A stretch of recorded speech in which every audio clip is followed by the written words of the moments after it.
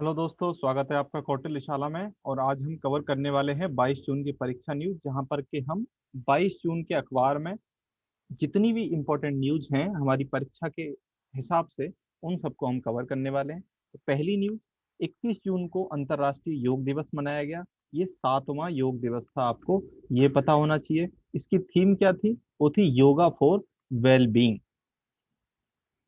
इसके अलावा क्या क्या हुआ 7वें अंतर्राष्ट्रीय योग दिवस पर? एक एम योग ऐप लॉन्च किया प्रधानमंत्री जी ने। तो ये app WHO, world health organisation के सहयोग से भारत सरकार ने इसको विकसित किया है। इसका उद्देश्य क्या होगा? एक कई भाषाओं में काम करेगा, और जो सामान्य योग का जो प्रोटोकॉल है उससे रिलेटेड इसमें वीडियोस अपलोड की जाएंगी, जिससे कि दुनिया भर के किसी भी भाषा के लोग, जो मुख्य भाषाएं हैं उन सब में इसको ट्रांसलेट किया जाएगा।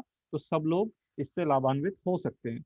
तो भारत में किसने मदद की है? मोरारजी देसाई राष्ट्रीय योग संस्थान और आयुष मंत्रालय, इन्होंने WHO के साथ साझेदारी में इस मोबाइल ऐप को लॉन्च किया है। अगर हम इसकी हिस्ट्री की बात करें तो आयुष मंत्रालय और WHO ने संयुक्त रूप से 2019 में इसके बारे में एक योजना शुरू की थी कि हम मोबाइल पे इस तरीके का कुछ योग की वीडियोज अपलोड करें।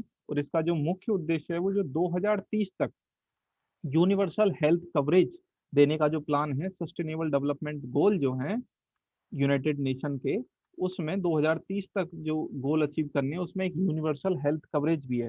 तो इस दिशा में ये मदद करेगा। तो संयुक्त राष्ट्र सतत विकास लक्ष्यों के तहत स्वस्थ रहें, गतिशील रहें, यानी BHBM, यानी be healthy and be movable, यानी लगातार हमारा शरीर काम करता रहे।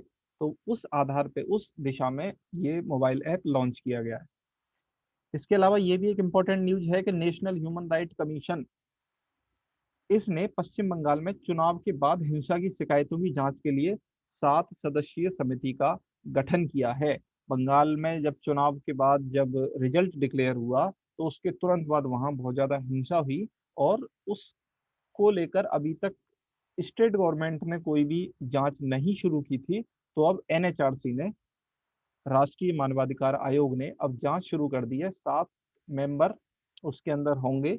और इससे पहले दो जो जजेस हैं उन्होंने अपने आप को इसमें से वापस भी ले लिया था। तो उससे प्रश्न बनने की ऐसी कोई संभावना नहीं है।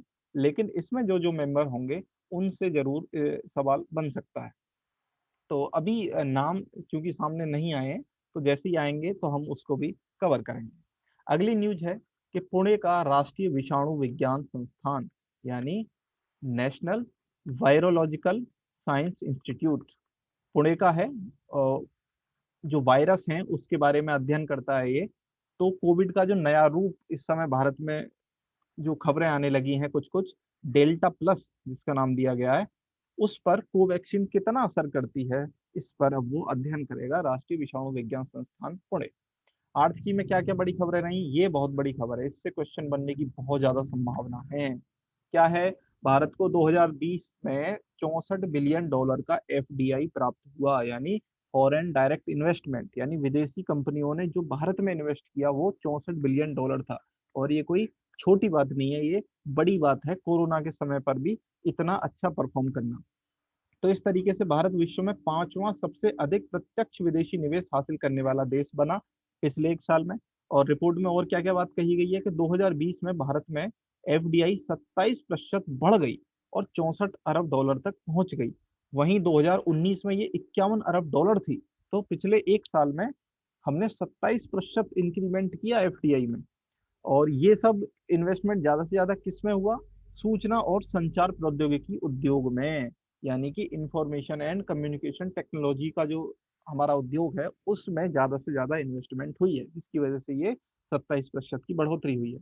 और अगर दुनिया की बात करी जाए तो वैश्विक प्रत्यक्ष विदेशी निवेश का प्रवाह महामारी से बहुत बुरी तरह प्रभावित हुआ, और 2020 में इसमें 35% की गिरावट हुई। तो आप समझ सकते हैं कि जहां दुनिया में 35% FDI की गिरावट हुई, भारत ने 27% की बढ़ोतरी की। तो ये बहुत बड़ी अचीवमेंट है भारत के लिए।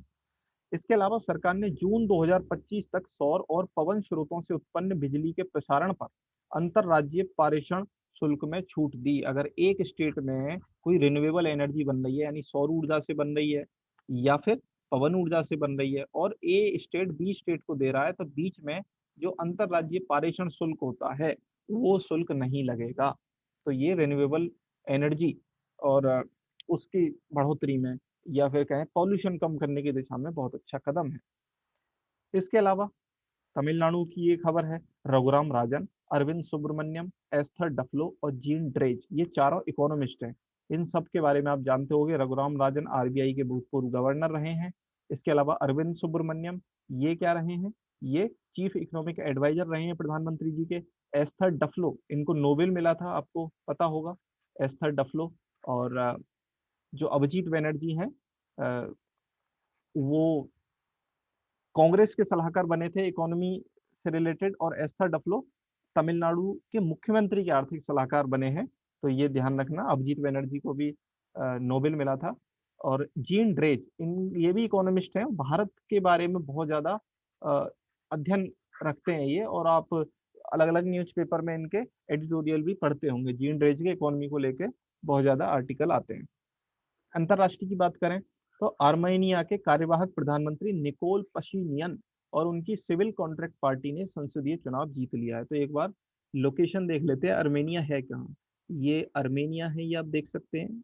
आर्मेनिया, ये जो बहुत ज्यादा डार्क में ब्लैक में है, ये आर्मेनिया है। किस किस से लगा हुआ है, अजरबैजान से लगा हुआ है, और इसके अलावा ऊपर जॉर्जिया से लगा हुआ है, टर्की से लगा हुआ है, और इधर ईरान से भी लगा हुआ है। किसी समुद्र से लगा हुआ है नहीं, ब्लैक सी से ये दूर दूर तक नहीं है, ध्यान रखना है। इस तरह की लोकेशन पूछ ली जाती है। अजरबैजान लगा हुआ है, जी हाँ, अजरबैजान कैस्पियन सी से इसकी बाउंड्री लगती है। अजरबैजान अर्मेनिया का एक बहुत फेमस विवाद रहा पिछले वर्ष, ये इस क्षेत्र के ऊपर, नागोर्नो काराबाग, ये जो क्षेत्र है, इस पर अर्मेनिया अपना दावा ठोक रहा था, अजरबैजान अपना। तो फाइनली वो अजरबैजान का हुआ, और अजरबैजान का ही था, लेकिन अर्मेनिया ने अपना दावा ठोका था किन्हीं वजहों से। लेकिन फाइनली अभी भी वो अजरबैजान के ही पास है। रूस ने इसमें मध्यस्थता करी थी, तो अभी फिलहाल ये विवाद सुलझ चुका है। तो अर्मेनिया की लोकेशन हमने देख ली। अर्मेनिया के नए प्रधानमंत्री बने हैं निकोल पशीनियन।